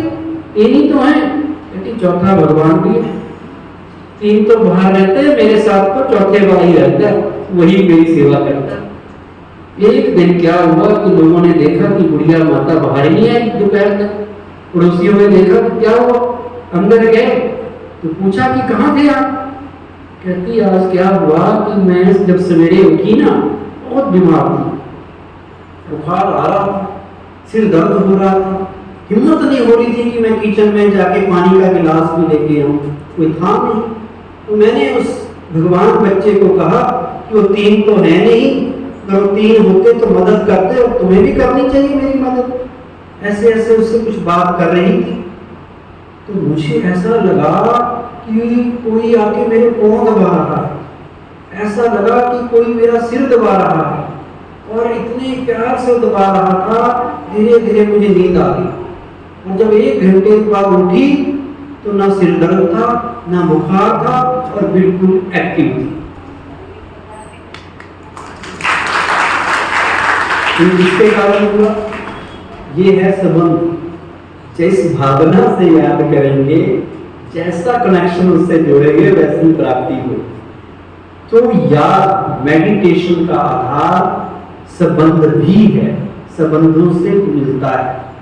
अब 4 तरह की अवस्थाएं होती हैं मेडिटेशन। जब हम राजयोग करेंगे 4 स्टेजेस से होके गुजरेंगे। पहली स्टेज है जिसे कहते हैं, कौन सी स्टेज? जब उसे याद करेंगे सबसे पहले, तो कौन सी स्टेज सबसे पहले आएगी? बताइए। मनन चिंतन, विचार सागर मंथन। दूसरी स्टेज होगी, उसके बाद रूढ़िमान वार्तालाप। तीसरी स्टेज है एकाग्रता की स्टेज, और चौथी स्टेज है अनुभूति की स्टेज। ये स्टेप बाय स्टेप जैसे जैसे आप सीखेंगे और आगे बढ़ेंगे, इन चीजों से गुजरेंगे आप। सबसे पहला है कि आप जब बैठेंगे, अच्छी अच्छी बातें मन में लानी है, उसे कहते हैं मनन चिंतन, विचार सागर मंथन करना, अच्छी बातों का मंथन करना। मंथेंगे तभी तो घी निकले, दूध को मंथेंगे। तो जो ज्ञान आपने सुना, अच्छी बातें सुनी, स्टार्टिंग में आपने उनका चिंतन शुरू करना है, वो पहली स्टेज। दूसरी स्टेज, धीरे धीरे आपकी कंसंट्रेशन बनने लगेगी, आपने वार्तालाप, कम्युनिकेशन, जिसे रूढ़िमान भी कहते हैं, संवाद भी कहते हैं, वो आपका शुरू होगा। मेडिटेशन और प्रेयर में यही फर्क है। मेडिटेशन में भी कम्युनिकेशन है, प्रार्थना में भी कम्युनिकेशन है। और प्रार्थना जो आज तक स्कूल कॉलेज या घरों में हम करते आए, वो वन वे कम्युनिकेशन थी। हम बोलते रहे, बोल रहे, उधर से कोई आंसर आ नहीं रहा, या आ भी रहा तो हम सुनते ही, अपना सुना के मंदिर में आगे फटाफट काम निपटा के भगवान क्या कह रहा है वो नहीं सुना। मेडिटेशन का मतलब 2 वे कम्युनिकेशन। हम भी उससे बातें करेंगे और वो क्या कहेगा उसकी बात भी सुनेंगे। आपको आभास होगा कि वो भी मुझसे कुछ कह रहा है, वो मुझे गाइड कर रहा है। तो वो मेडिटेशन है। और वो साइलेंट कम्युनिकेशन है, साइलेंस में रहेंगे, और वो बहुत पावरफुल होती है। तो वो संवाद जब आपका होगा, तो वो मेडिटेशन की दूसरी स्टेज। तीसरी स्टेज क्या होगी? एकाग्रता, कंसंट्रेशन। आपका मन उसमें अब लगने लग जाएगा, आप खो जाएंगे, वो सुख कंटिन्यू आपके पास आने लग जाएगा। फिर मन भागेगा नहीं इधर उधर। जैसे आपने पांडवों की कहानी सुनी है एकाग्रता के ऊपर। जब वो छोटे थे तो उनके गुरु ने उनको धनुर्विद्या सिखाने के बाद उनका प्रैक्टिकल एग्जाम लेना चाहा। एक पेड़ के ऊपर एक चिड़िया को लटका दिया गया, बांध दिया गया, और सबसे पूछा गया कि तुम्हें क्या दिख रहा है, देखो ऊपर की ओर। कईयों ने कहा जी आसमान दिख रहा है, किसी ने कहा जी पेड़ दिख रहा है बहुत बड़ा, किसी को पत्ते दिखाई दिए, किसको टहनियां दिखाई दी। अर्जुन का नंबर आया, कहता जी मुझे तो चिड़िया की आंख नजर आ रही है। उसे कहते कंसंट्रेशन, ना लेफ्ट ना राइट, क्या हो रहा है वहां कुछ पता नहीं, बस जो करना है फोकस उसी के ऊपर, ध्यान भगवान में लग रहा है, ज्योत स्वरूप शिव बाबा में टिका है, बस वही याद आए, फिर कुछ याद ना आए। वो स्टेज है एकाग्रता की। और जब वो स्टेज आपकी बन जाएगी तो चौथी स्टेज है अनुभूति, एक्सपीरियंस। फिर आपको एक्सपीरियंस होने लगेगा, फिर आपको महसूस होने लगेगा कि सचमुच ही भगवान मेरा साथी है, सचमुच ही भगवान मेरे कंपेनियन है, वो मेरा दोस्त है, वो मेरा माता पिता है, हर जगह मेरी मदद कर रहा है, उससे मुझे सुख शांति मिल रही है। वो एक्सपीरियंस होने लग जाएगा। वो जब एक्सपीरियंस में हम खो जाए तो समझना हमारा योग लगने लग गया, अब मेडिटेशन में कुछ प्राप्ति होने लग गई। लेकिन ये एक दिन की बात नहीं है। आप सोचो कि अब 11 दिन यहाँ कर लिया, मान गए जी हम भी मेडिटेटर, अब हम किसी को भी सिखा रहे हैं मेडिटेशन क्या है। पहले खुद तो सीख लो पूरी तरह से। सीखना अलग है, गुरु लेना अलग है पहलवानी के, और पहलवान बनने के लिए प्रैक्टिस करनी पड़ती है, अखाड़े में उतरना पड़ता है, हर रोज अभ्यास करना पड़ता है। तो एक दिन में नहीं होने वाला, 2 दिन में नहीं होने वाला, ये कंटिन्यू प्रोसेस है। 1 वीक, 10 दिन, हो सकता महीना भी लग जाए, और भी टाइम लगे। आपने लगे रहना है, घबराना नहीं है कि जी मैं आज आधा घंटा मेडिटेशन में बैठा, मन ही नहीं कर रहा, छोड़ दो, मेरे से नहीं होता, बड़ा मुश्किल। कई बच्चों का मन नहीं लगता ना पढ़ाई में, स्कूल में छोड़ ही देते, वे अपने बस की बात नहीं है। पर जो समझदार होगा वो एंड तक, जब तक पास हो ना जाए, या 10 बार फेल हो जाए, वो स्कूल नहीं छोड़ेगा कि मैंने पास तो होना है भाई, वो पास हो भी जाता है। तो करत करत अभ्यास के जड़मति हो सुजान, अभ्यास नहीं छोड़ना, मेन चीज। कहते हैं कि दुर्योधन, भीम और अर्जुन और 5 पांडव बचपन में कहीं सोए हुए थे, रात का टाइम था, तो सोते सोते अर्जुन की आंख खुली, उसने देखा भीम गायब। अरे भीम भैया कहाँ गए? ढूंढते ढूंढते पहुंच गए वो किचन में, तो पता चला भीम जी खाना खा रहे अंधेरे में। अर्जुन ने कहा भाई खाना, भूख लगी है, कोई बात नहीं, पर थोड़ी लाइट तो जला लेते, अंधेरे में क्यों खा रहे हो? अंधेरे में कैसे खा रहे हो? करनी तो ये बात, ये अंधेरा है और आपको कैसे दिख रहा है वो, और जहां से दिख रहा है और मुंह में वो सीधा ही जा रहा है। तो भीम ने कहा इसके लिए प्रैक्टिस चाहिए, मेरी इतनी प्रैक्टिस है कि मैं अंधेरे में भी खाना खा सकता हूं। अर्जुन ने सोचा ये अंधेरे में भी खाना खा लेते हैं, उसने वहां से इंस्पिरेशन ली और उससे सोचा मैं ऐसा धनुर्धर बनूंगा कि रात के अंधेरे में भी अगर मैं बाण चलाऊं तो निशाने पे लगे। कैसे हुआ वो? अभ्यास।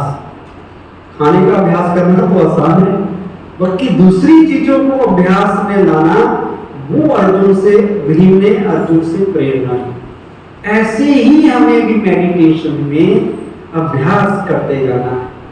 एक ना एक दिन मन भगवान में लगेगा, और उसका तरीका है कि यहाँ आना नहीं छोड़ना।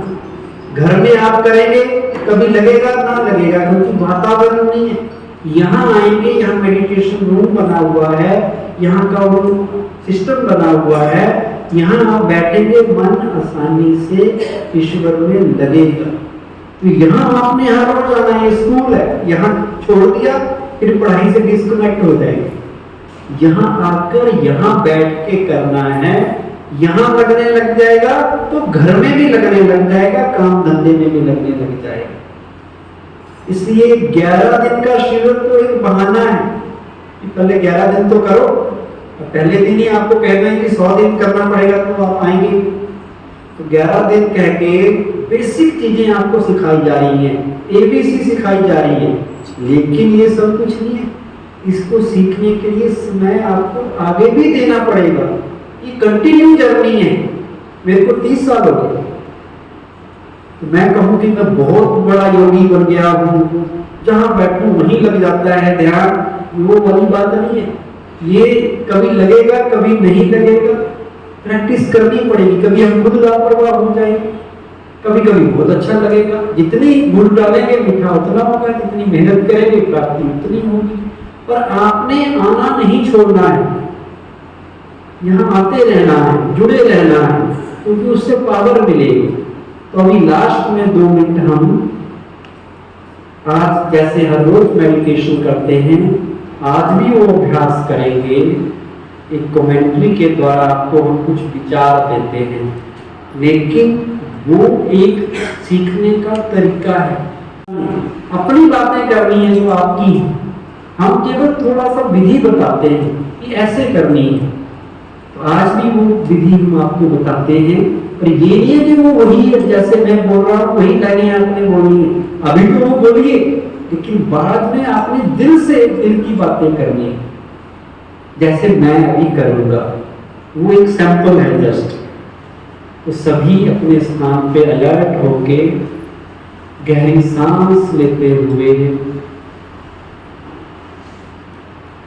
कमर सीधी रखते हुए बैठ जाएं और आंखें खुली रखें।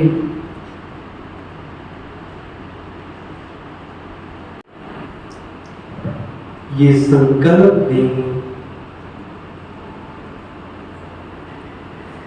कि मैं इस शरीर से अलग ज्योति बिंदु आत्मा हूं।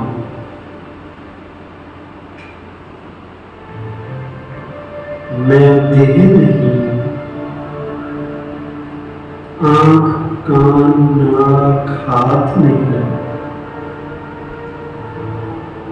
बल्कि सभी कर्मेंद्रियों को चलाने वाली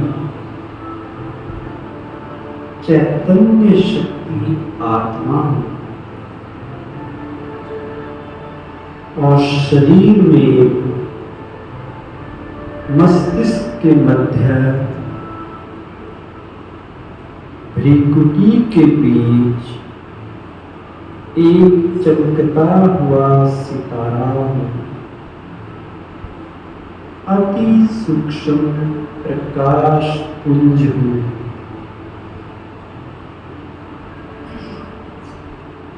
देखें अपने आप को कि मैं भ्रिकुटी के मध्य चमक रहा हूं।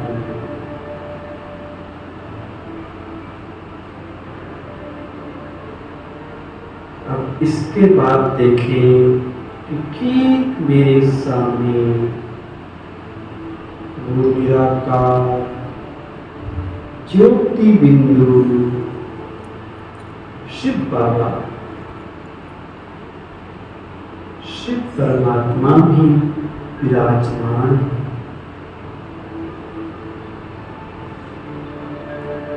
लाल सुनहरे रंग की किरणें उनसे निकल निकल कर मेरे में समाती जा रही है। सुख की किरणें, शांति की किरणें, पवित्रता की किरणें। कितना आनंद है ईश्वर को सामने देखकर। वो किरणें मुझ पे पड़ रही हैं, महसूस करें। और मुझ आत्मा की चार्जिंग हो रही है। मैं आत्मा भी शांत स्वरूप बनती जा रही हूँ। प्रेम स्वरूप, शक्ति स्वरूप, आनंद स्वरूप मेरा होता जा रहा है। अब शिव बाबा को देख के कहिए, हे मेरे प्यारे प्रभु, हे मेरे शिव बाबा, तुम कितने प्यारे हो।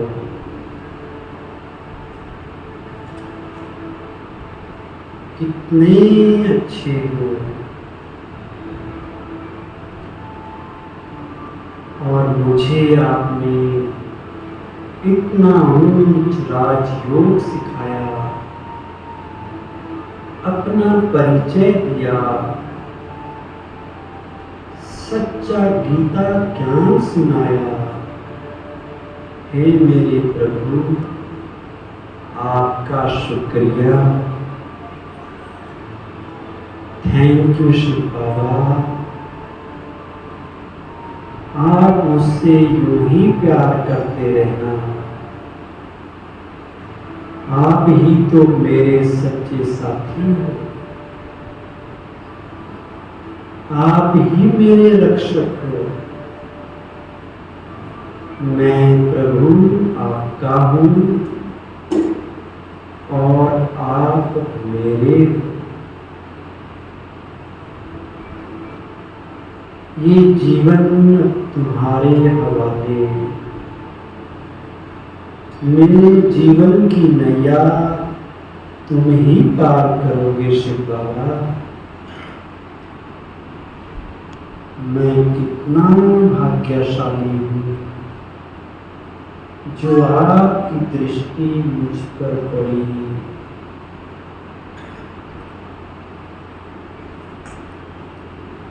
अब आज से मैं आपको हर वक्त याद करूंगा, हर वक्त आपकी स्मृति में रहूंगा।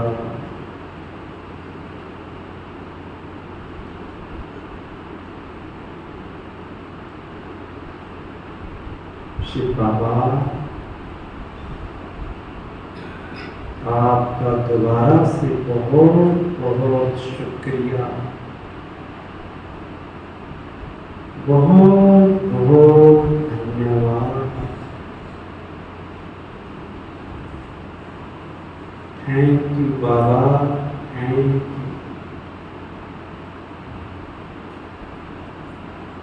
ओम शांति, ओम शांति, ओम शांति। ओम शांति। शांति की अनुभूति हो रही है, किस किस को हो रही है, परमानेंट करना चाहते हैं। ये प्रभु अनुभूति भवन चार्जर हाउस है और जो भी सेवा केंद्र है वो सभी प्यारे शिव बाबा की चार्जर हाउस है। दुनिया में कहा जाता है स्थान का स्थिति पर असर पड़ता है।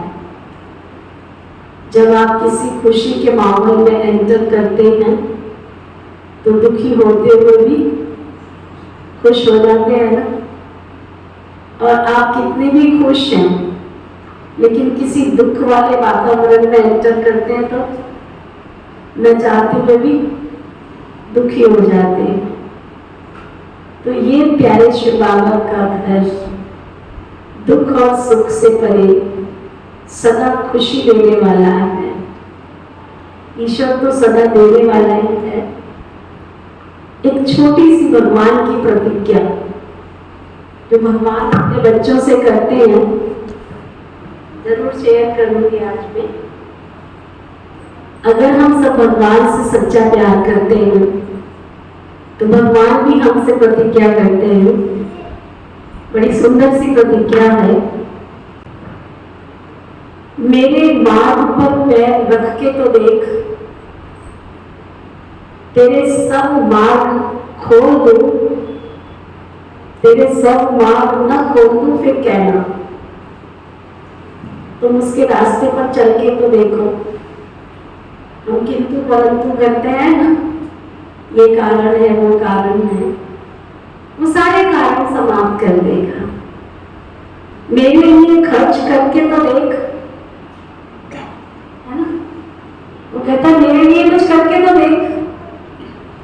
एक निकाल, मैं कहीं मैसेज आया था, पढ़ रही थी कि जब हम एक के ऊपर बिंदी लगाते हैं शून्य तो एक से सीधा 10 बन जाता है, और 10 के पीछे एक बिंदी लगाते हैं सीधा 100 बनता है, और 10 के पीछे बिंदी लगाते हैं सीधा 1000। बड़ा अच्छा गणित है ये तो भाई। तो भगवान कहते हैं मेरे लिए खर्च करके तो देख, कुबेर के भंडार न खोलो फिर कहना। ईश्वर किसी से मांगता नहीं, वो विधि बताता है तुम एक तो करके देख, तेरे कुबेर के भंडार खोल दूंगा। मेरे लिए कड़वे वचन सुनकर तो देख, मीरा ने जहर पिया, सर्पों के साथ खेला। इतिहास साक्षी है वक्त प्रहलाद के साथ क्या क्या नहीं हुआ। मेरे लिए कड़वे वचन सुनकर तो देख, कृपा न बरसा दूं फिर कहना। कितनी कृपा हुई कि मीरा एक साधारण सी बालकी संसार के लिए प्रेरणा स्रोत बन गई। 5 वर्ष का भक्त प्रहलाद दुनिया के लिए स्मरणीय बन गया। मेरी तरफ आकर के तो देख, तेरा ध्यान ना रखूं फिर कहना। तो मेरी शरण में तो आ, फिर मैं तेरा ध्यान न रखूं फिर कहना। मेरी बातें लोगों से करके तो देख, तुझे मूल्यवान ना बना दूं फिर कहना। आज ओंकार भाई से सभी मिलने आए, क्यों? क्योंकि भगवान की बातें कर रहे हैं ना। हमारा दिल किया ना मिले इनसे, अभी उठ के भी कहीं को शांति तो कर ले, हैंडशेक तो कर ले। और कोई बड़ा व्यक्ति होता है तो उसके आजकल बहुत अच्छा रिवाज है, ऑटोग्राफ लेते हैं, हस्ताक्षर, सेल्फी में लेते हैं हस्ताक्षर, कि हमारे डायरी में अपने नाम का हस्ताक्षर कर दो। अरे भाई, हम सभी भगवान के हस्ताक्षर है। हमारा भगवान पिता है, उसकी संतान उसके हस्ताक्षर है। तो मेरी बातें लोगों से करके तो देख, तुझे मूल्यवान न बना दूं फिर कहना। मेरे चरित्रों का मनन करके तो देख, ज्ञान के मोती तुझ में ना भर दूं फिर कहना। भगवान की बातें करो, देखो आपका दिन कितना अच्छा निकलेगा, सारा संपर्क आपका कितना अच्छा होगा। मुझे अपना मददगार बना के तो देख, हर घड़ी उसको कोई भी कार्य करने से पहले बुला लो, बाबा आप कहाँ बैठे हो, आ जाओ। ये मेरा एक्सपीरियंस सुनाने बैठ जाऊंगी तो आपके पास टाइम नहीं। जिन्होंने भगवान को अपना मददगार बनाया, उनको आज तक कभी अकेलेपन का, खालीपन का महसूस नहीं हुआ। उनको हमेशा लगता ईश्वर की शक्तियां मेरे साथ हैं। मुझे अपना मददगार बना करके तो देख, तुझे सबकी गुलामी से ना चुरा दो फिर क्या है ना। तू मेरी मदद कर, है ना, तू मेरी मदद कर। किसी को क्या कहने की जरूरत है, उसको बुलाओ ना, हजार बुझाओ वाला। लोग तो कहेंगे अभी मेरे बीमार हूँ, कोई कहेगा मेरे पास गाड़ी नहीं है, कोई कारण बताएगा। भगवान को तो जहां बुलाओ वहां हाजरा हजूर है। वो जहां भी बुला लो, वो प्यार से आह्वान करो, हजारों पूजाओं को लेकर के वो हमारे पास आकर के खड़ा हो जाता है। उसके पास इतनी मैनेजमेंट है, इतने लोग हैं कि कहीं पर भी किसी को भी भेज सकता है। हमारे पास तो गिनती के होंगे, लेकिन भगवान के पास तो किसी की भी चाबी घुमा देता है, वो कहीं पर भी भेज देता है। तो बाबा कहते हैं, प्रतिज्ञा करते हैं भगवान, मुझे अपना मददगार बनाकर तो देख, तुझे सबकी गुलामी से न छुड़ा दूं फिर कहना। मेरे लिए आंसू बहा करके तो देख, दुख के आंसू तो बाप बराबर बहाए, चिंताओं के समस्याओं के तो बहुत बहाए, लेकिन मेरे लिए आंसू बहा कर तो देख, तेरे जीवन में आनंद का कि सागर न बहा दूं फिर कहना। कभी आपने प्यार के आंसू बहाए, कभी भगवान की याद में बैठ करके उसके आनंद के सागर में डूब करके आंसू बहाए हैं? जरा उन आंसुओं का स्वाद देखो और दुख के आंसुओं का स्वाद देखो। कभी देखना, अगर ईश्वर के अगाध प्रेम में डूबकर अंतर से जो निरंतर अश्रु की धारा बहती है, इतना मीठा स्वाद होता है शायद किसी सूफी रस का भी ना हो। और दुख के आंसू कड़वे होते हैं, खट्टे होते हैं, नमकीन होते हैं। तो इसलिए भगवान कहते हैं, मेरे लिए आंसू बहाकर तो देख, तेरे जीवन में आनंद का सागर ना बहा दूं फिर कहना। मेरे लिए कुछ ना कुछ बन करके तो देख, मेरी शरण में आ, मेरे लिए कुछ कर, कुछ आगे आ, तुझे कीमती ना बना दूं फिर कहना। देख तेरे चारों तरफ कैसे लोग आएंगे, थोड़ा सुपर तो बनाएंगे। मेरे मार्ग पर निकल के तो देख, तुझे शांति दूत ना बना दूं फिर कहना। मेरे मार्ग पर निकल कर के तो देख, तुझे शांति दूत ना बना दूं तो कहना। स्वयं को, बड़ी अच्छी बात कहने जा रहे प्रभु, स्वयं को मुझ पर न्यौछावर करके तो देख, तो क्या कर दूंगा मुझ पर? मेरे ऊपर न्यौछावर होकर के तो देख, तुझे मशहूर ना करा दूं फिर कह। तेरी फैंसी के चारों तरफ तेरे को फेमस ना कर दूं फिर कहना। तू मेरा बनकर के तो देख। लास्ट में भगवान कहते हैं तो मेरा बनकर तो देख, हरेक का तेरा ना बना दूं फिर कहना। तो ये भगवान की प्रतिज्ञा सुनकर से प्रतिज्ञा। कहीं तो चीज की कमी नजर आ रही है। तो कई लोग कहते हैं मेडिटेशन। मेडिटेशन का मतलब क्या है?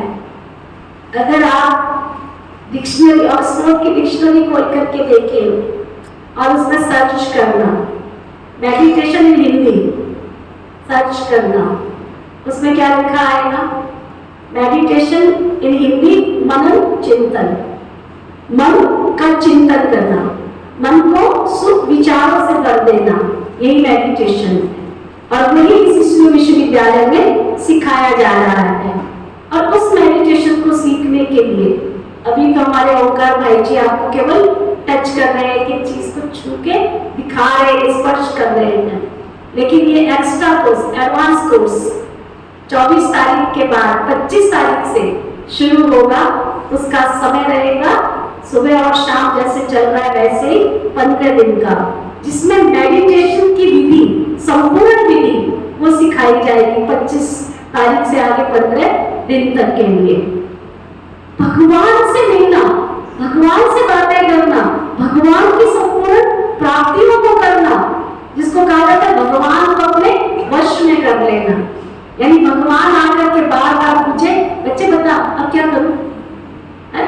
हमारे बाबा के घर में जो भाई बहन आते हैं ना, वो चश्मा भी जब गुम हो जाता है ना, बाबा बताओ ना मैंने चश्मा कहाँ रखा है, वो चश्मा भी ढूंढ के दे देता है। मैं साथी हूँ, चाबी का, बाबा चाबी कहाँ रखी है स्कूटर की, सुबह क्लास के लिए देर हो रही है, चाबी भी ढूंढ के दे देता है। यानी भगवान को इतना साथी बना लेते हैं, धीरे धीरे धीरे के वो सारे काम आपके सवार देता है। तो ऐसी सुंदर मेडिटेशन की विधि।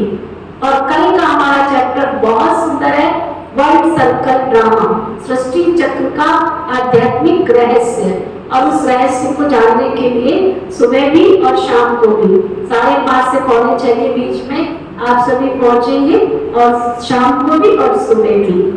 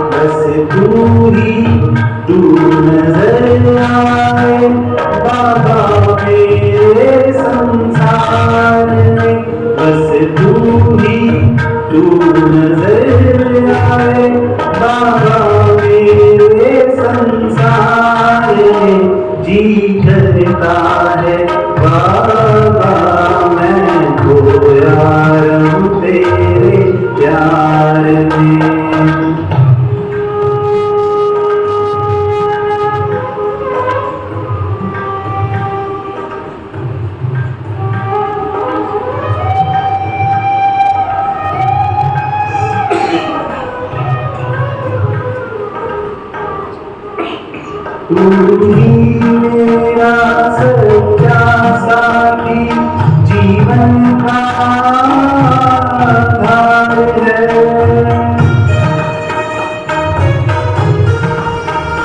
तू ही मेरा सच्चा साथी जीवन का आधार है। कैसे कहूँ मैं ओ बाबा मुझे तुमसे कितना प्यार है। कैसे कहूँ मैं ओ बाबा मुझे तुमसे कितना प्यार है।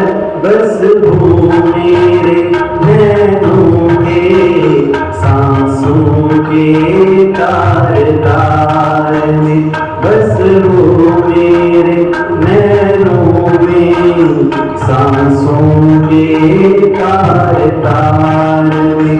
बस तू ही तू नजर आए बाबा मेरे संसार में। जी करता है बाबा मैं खोया रहूं तेरे प्यार में। जी करता है बाबा मैं खोया रहूं तेरे प्यार में।